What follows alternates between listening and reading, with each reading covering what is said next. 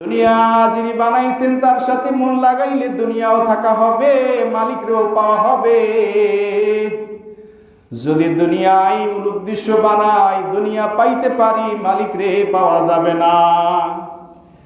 কবি বলেন, এই দুনিয়ায় তোমার চেয়েও বড় দামি দামি মানুষকে, রাজা বাদশাকে 3.5 হাত কবরের দেশে সাদা কাপড় পরাইয়া খালি হাতে বিদায় দিয়া দিছে। মরার সময় যখন হইবে, তুমি শাহী খাটে মরলেও কবরের নামক জায়গায় তোমাকে রাখা হবে। কুড়ে ঘরের ভাঙা বিছানায় শুইয়া যদি মরো, তারপরেও তোমাকে কুড়ে ঘরে রাখা হবে। সুতরাং দুনিয়ার পিছনে না দৌড়াইয়া দুনিয়ার মালিকের পিছনে দৌড়াও। দুনিয়ার পিছনে না দৌড়াইয়া দুনিয়া যিনি বানাইছেন তার পিছনে দিল লাগাও।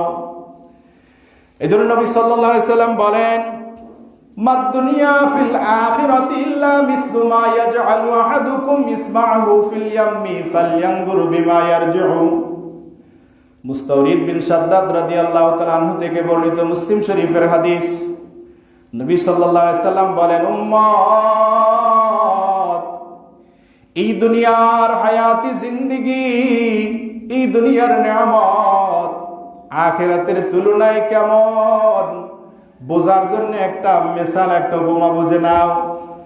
ও আমার উম্মত, সমুদ্রের পাশে যায়া তোমার ছোট্ট আঙ্গুলটাকে সমুদ্রের ভিতরে ডুব দেওয়ার পরে, চুবিয়ে ধরার পরে যেই ফোঁটা পরিমাণ পানিটা আঙ্গুলের সাথে আসতেছে, যেই পানিটা সমুদ্রে আছে, এটাই হলো দুনিয়া এবং পরজগতের উপমা।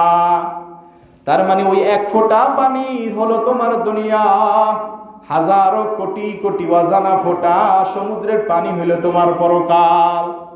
তুমি দুনিয়ায় যত নিয়ামত পাও না কেন, আখিরাতের তুলনায় পাইলেও সেটা এক ফোঁটা হইবে। এই পৃথিবীর মধ্যে যিনি সবচেয়ে বড় ধনী মানুষ, যেমন পৃথিবীর সবচেয়ে বড় ধনী মানুষ বর্তমান এলন মাস্ক, এই লোকটা যত সম্পদের মালিক হোক না কেন, আখিরাতের একটা ইটের মূল্য সে অর্জন করতে পারে নাই। কারণ তার এই দুনিয়ার সব সম্পদ একদিন তার থেকে হাতছাড়া হয়ে যাবে। তার 2 চক্ষু বুঝার পরে তার সকল সম্পদ ওয়ারিসরা বন্টন করে নিয়ে যাবে। ওই লোকটা যেহেতু কাফের, বেঈমান, তার জন্য তো পরকালে কিছু নাই, আছে তো তার পরজগতে তো কিছুই তার জন্য থাকবে না। তো দুনিয়া অনেক কিছু পাইলো, যত কিছুই পাই না কেন, আখিরাতের তুলনায় এটা এক ফোঁটা পানির মতো। নিয়ামতের দৃষ্টিকোণ ও সময়ের দৃষ্টিকোণ